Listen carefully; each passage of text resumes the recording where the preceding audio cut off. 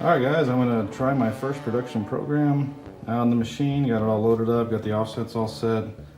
Didn't use the probe, but that's fine. Just wanted to kind of see everything will work, and I'm going to give it a shot. So here we go.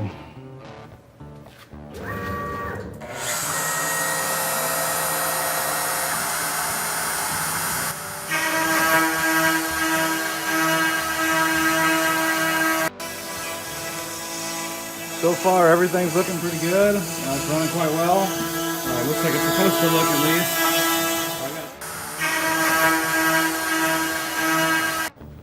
Alright, first tool is done. Wants me to load my ball nose, which I just did, so I'll do that.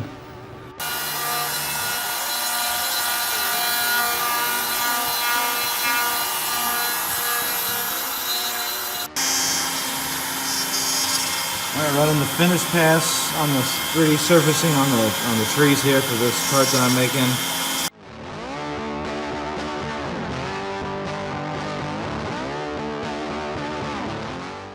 So I originally made this machine to build this sign, this Ohlmsasis sign.